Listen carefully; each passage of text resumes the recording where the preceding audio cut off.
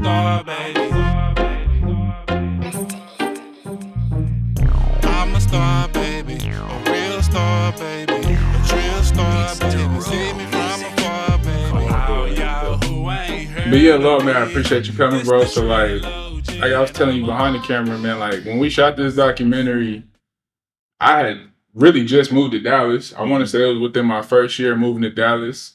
You know how it all came together is we just happened to be neighbors, man. Like I moved to the Star. Oh wow. He was at the Star, and well, it's crazy. Like before we even connected, I had seen you must have been getting ready for a fight before or something like that. How did you have a fight like right before we had got connected? Yeah. Yeah, because I said man, that dude looked like a boxer. He kind of looked like Floyd, but he was too tall. I'm like, nah, that ain't. But his brother lived there too. Shout out to G Hatley, and you know, man, you couldn't pull into our complex without seeing all their trucks and everything that. Yeah. And we'll bump into each other just because we on the same type of time. So, Right. But also he not the type of person you just gonna be able to just get to know. You know what I mean? Like if you spend the time around pro athletes, you understand how it is. Like you know, you never know who's gonna come at you with what, and Right. you know, you kind of gotta. You don't know who who recognize you, all that type of stuff. So his big bro is the one that actually connected us. Okay. You remember that when y'all was shooting pool when we was I think that was like the first. That's not me. Yeah, first time really speaking. Yeah. Because I talked to his brother just in passing, and then I want to say like I was leaving the gym or walking through with my girl, and him and his brother was shooting pool in the lobby, and you know, we just chopped it up real quick. But I want to say the time we really got locked in was at the pool. I don't know, was that like Labor Day or Memorial Day, something like that. Yeah, we're jumping out there then. Oh, wow. Yeah. Hey, I ain't gonna lie, that complex was lit. So it was. that was like the first time we really chopped it up. And he was like, man, get up with me tomorrow. We're gonna go to the gym. And honestly, from that day on, we was locked in. So yeah, shooting this type of documentary is very personal. You know what I mean? So I think beyond just me shooting the content, we actually had to have, a friendship. We had to have some chemistry because, you know, we ride in the car together, we going to different places, and you know, but it all came together. No, straight up it did, man. I was very happy to shoot with him. Yeah. You know, he's great at what he does, and everything he did was great. You know what I'm saying? With it. Yeah. So out of this documentary, for those who looking to jump into it, what are some of the most compelling parts from you shooting the documentary? Because I saw this man swinging an axe knocking down a tree. So what are some compelling parts from your perspective? And were you into boxing like that before you met Willie and all of this? Man, I would say I was a casual fan. You know what I mean? I watched the big fights. You know what I mean? I watched the Mayweather, Canelo. I remember that was the big one I watched with all my Mexican family back in the Bay. And as soon as Floyd left, we had to get up out of there.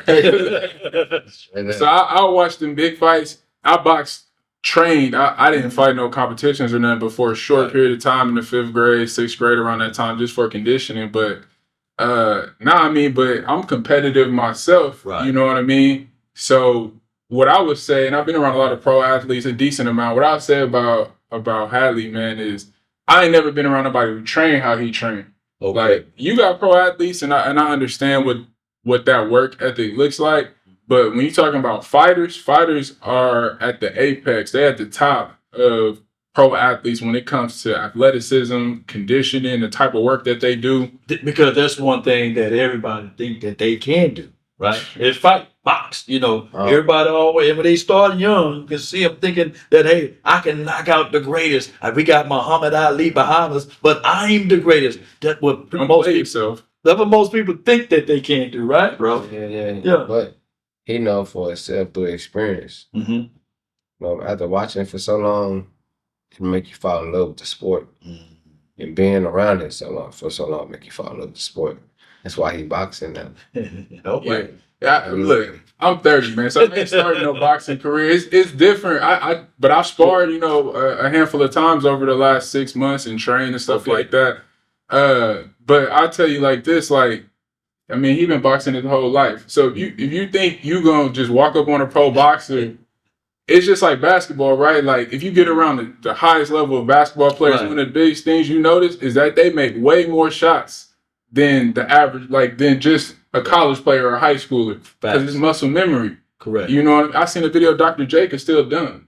He's 70-something years old. So look, it's the same thing with boxers, right? Like most people ain't used to having people throw punches at them, and they gonna panic or whatever. So I would tell anybody, I would not advise you to get in a fight with them. Talking about I can get him since he's older now. You know, that's why I say check yourself before you wreck yourself, because it's muscle memory. But yeah, man, I would say I was more of a casual fan, but man, how he puts the work in and the infrastructure that he has out here in Texas and what he's done in his career, you know, even when I was going back in and editing this, like this man, he made it to the Olympic team. Wow. You know, when I looked that up, like what's the chances of somebody making it to the U.S. Olympic team? It's not 1%, it's 0.1%. 1/10 of 1%. That's your chance. Yeah. And then to also become a world champion, it's around the same. So for somebody to do both, because there's people that's been world champions that never been Olympians, right? Wow. So for somebody to make the Olympic team and become a world champion, that's legendary, bro. That's greatness. It's not easy work right there. There's hard work, dedication. You know, people say, "Oh man, this guy's lucky." You can't be lucky in boxing, you know, and that's when luck is when preparation meets opportunity, because he prepared himself for it. And with that being said, in this documentary, not only, you know, I guess when the audience see this documentary, they not only taking a look at Charles Hatley boxing, but they digesting some of the things that goes on in the city of Dallas. Can either one of you guys expound on that? Documentary. I'm gonna say it first, and I'm gonna let him say it, because man, not Charles for sure, but also his family, man, they legends in the city, man. Like I tell you, I done been with him, man. It ain't no line, you know. It don't matter what you want. It ain't no line. Everybody is one call away, and they know him and his family. So wow, I mean, he got the keys to the city. Whatever you want to know, they got the keys. And last thing I say, not let him go, is at the end of the day, it don't matter how much money you got. It don't matter what you've done in business, how many followers you got. When you're a man, at the end of the day, if the banks close tomorrow and it break, fighting. That's what it comes down to.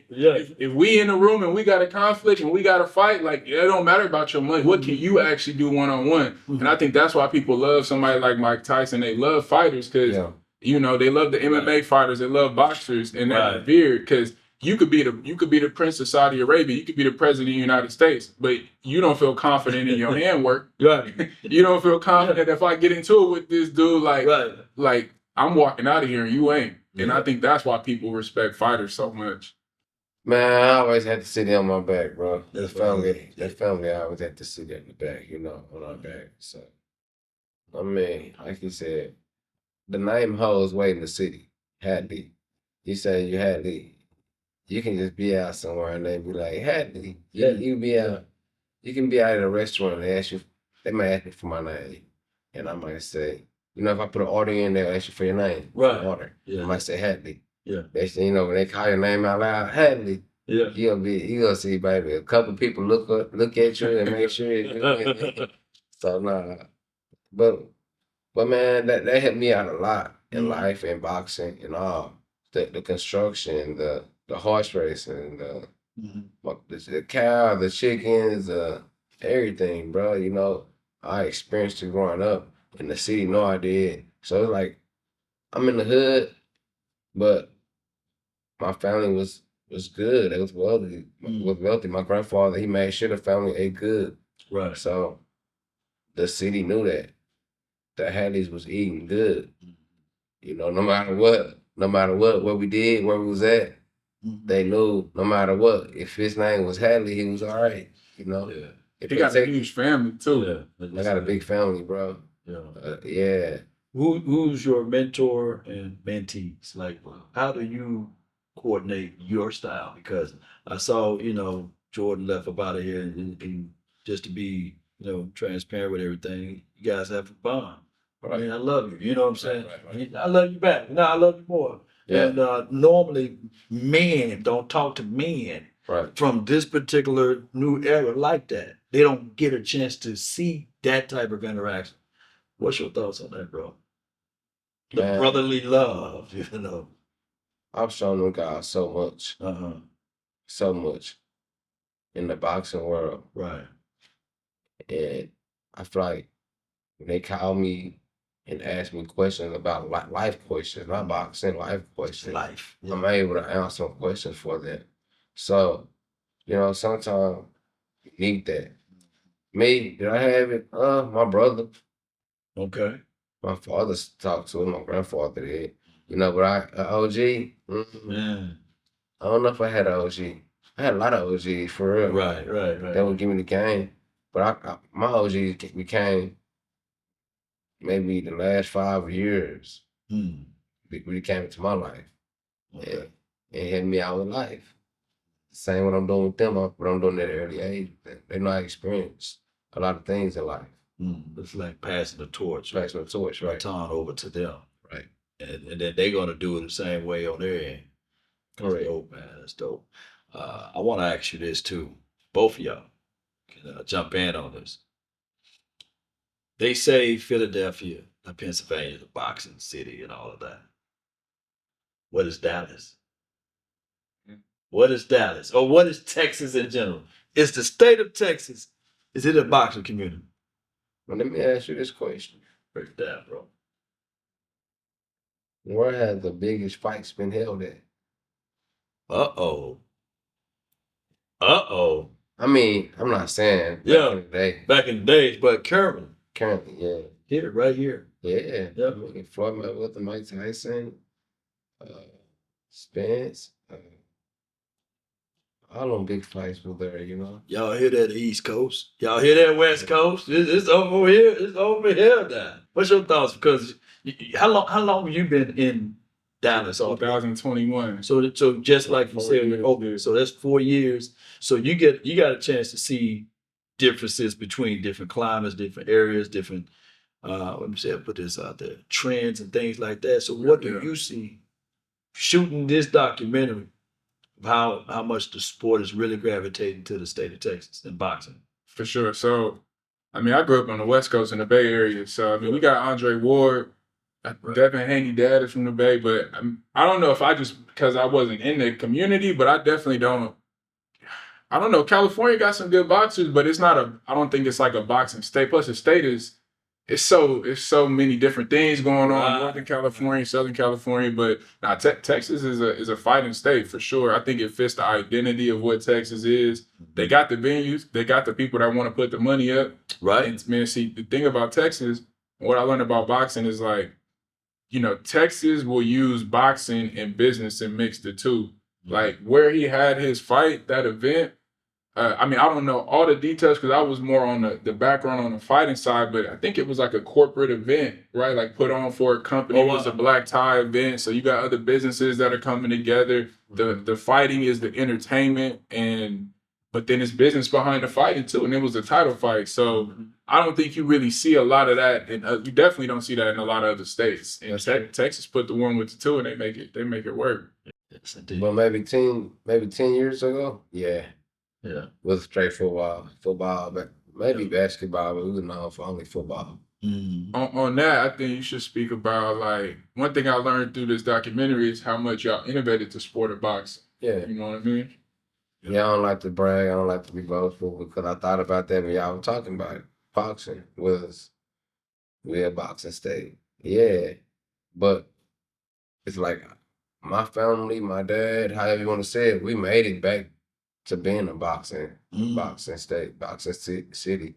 That it wasn't no boxing going on really until we came back. We brought that back to the city. Brought back to the city.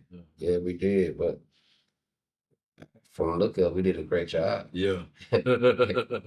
His pops talks about it a little bit in the documentary, but they promoted their own fights, their own events. Like it's how can you even compare it? It's like if you're a rapper and you booked the venue yourself, you hired the opening acts, and you did all the promotions, and then you the headliner. Yeah, that's what they was doing. And on a high level, 2010, your dad said he was the biggest promoter in the state of Texas. So at the end of the day, that's the proof right there on like who was tied to boxing.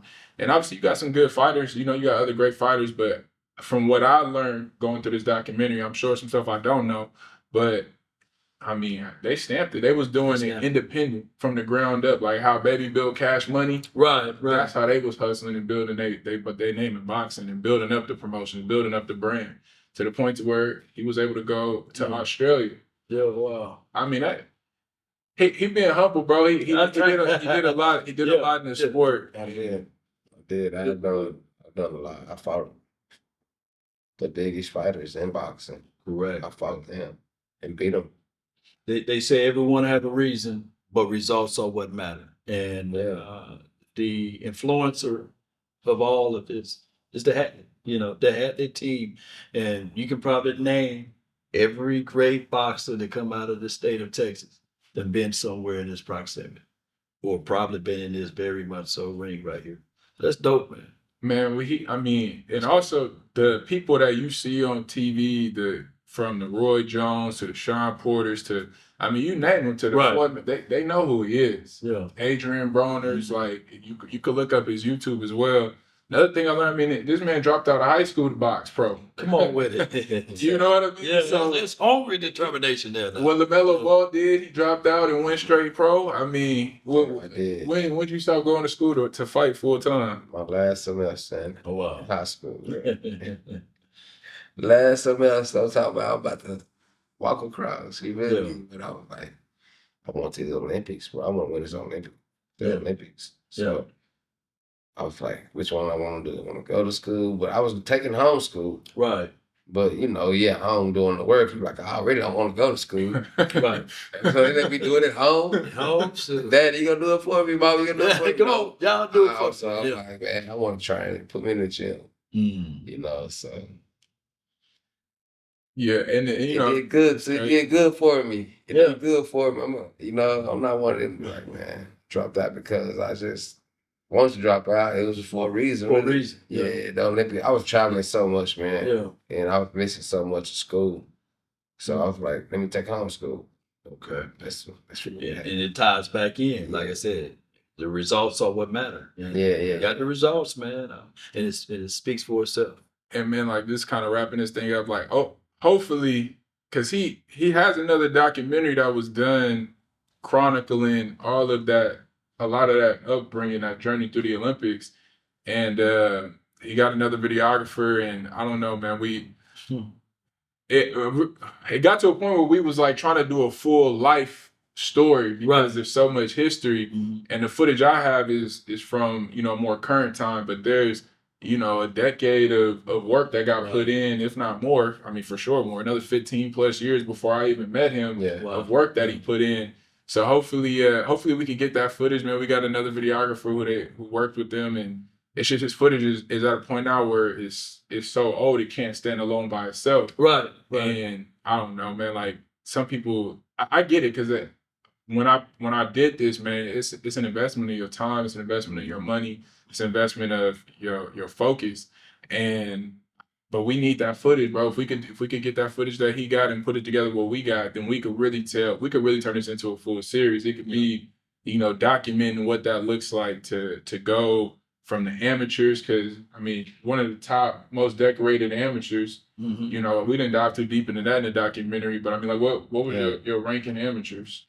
Number one, I wait number one. Oh wow, yeah, it's dope, bro. Same in the pros. That's in the country, in the world. In the world. Man, you guys here. So hey, this documentary, hey, y'all can come to check it out because I'm quite sure it's a great documentary. Yeah. They showed a lot of ups and downs. It's a great documentary. Honestly, I'm a documentary person. Yeah. When I found out he was great at singing or playing baseball, I want to see the documentary. Yeah.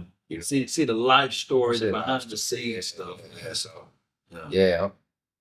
I can't wait to watch it up in the movie theater or something. You feel me? It's gonna be dope. Man, I haven't. He worked hard. He worked hard from night. I'm talking about. I know. It was nice. I give him a call sometime, man. He'd be like, "Yeah, I'm here trying to finish. I fell asleep. Thanks for waking me up." I have my little office in our apartment complex, across the street, and what's crazy too is I got better as the documentary was going because I'm still newer to the production side of things when we started this. So as we shot more and more, it got better and better. From audio quality to angles to just different different things. So we even got a part 2 of it. Basically, I'd say maybe about 30-40% done. So the part 2 is even better. You know what I mean? The part 2 is even better. But man, people they'll learn a lot because I'm a documentary person as well. But everybody loves a good comeback story, and that's what this is. This is a redemption story. And the main storyline is, he fought one of the Charlo twins, I don't know, like 7 years ago now. And he lost in that fight, but there's a lot that goes into that. And when you watch the story, you can be like, damn, they did all, like, that's crazy, man. The sport of boxing goes on in boxing. The sport of boxing it's a dirty game, man. It's like music industry, right? It's a dirty game, man. It's a dirty business. And I've never heard anybody explain what happens and how they could play games with you as a fighter. And honestly, you wouldn't, if somebody just told you, they'd be like, yeah. What's the difference between Welterweight? Get out of here. He didn't know this, but when we shot the documentary, we shot him and his brother, right? And then I shot him and his dad separate. And they both said the exact same thing. You know what I mean? So it's not like this is no fabricated story, like, and that's my journalistic integrity, right? Nah, but they what happened is what happened, right? Right. They both, him and his brother, and then him and his dad, they both of them said the same thing. It wasn't like no conference call we got on this. Right. Like, no, they telling you what happened and what they went through, and to come back. This is the line he says, like, to see a fighter come back from a loss like that. It's not a lot of people that could do that. So. I think people who are in sports, people who are in business, anybody who's got any type of competitive edge about them, being able to see a comeback story and be able to relate to somebody on that level, that's bigger than boxing, because everybody's going to go through something in life. You got your story. We all got our stories. And when you down at any point in your life, you got to make a comeback. Yeah. And I think the story is inspirational. And I haven't showed it, to one person yet.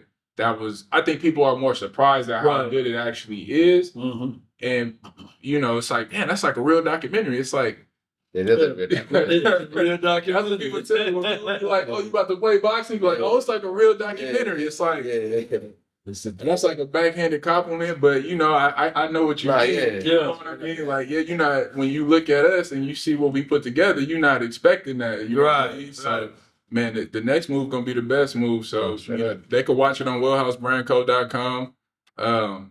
Man, if anybody wants to support us, buy it multiple times. You know what I mean? It's going to drop the Wednesday before Thanksgiving, 11/27/24.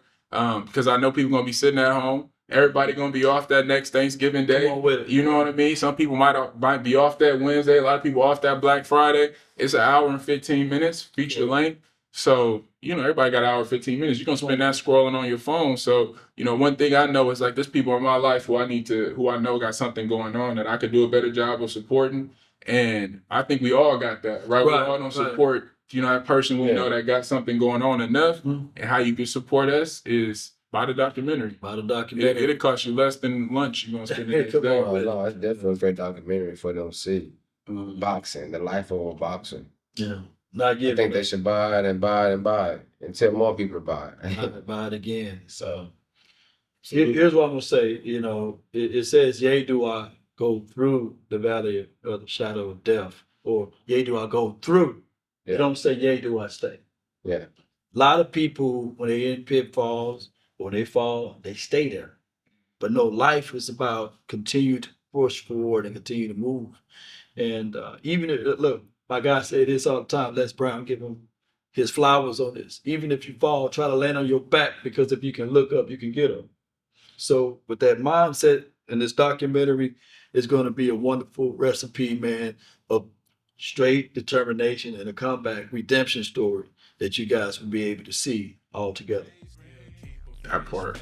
You gotta end it like that, man. Let's go. WheelhouseBrandCo.com. You get that documentary, man. Charles Hatley, Back to the Future, comeback still. Come on with it. Back to the Future. Come on with it. Coming out to Triple D, and I'm a Star baby, the star baby. I got the whole wide world smoking trees with me. Yeah, I'm a Star baby, the star baby. It's the trill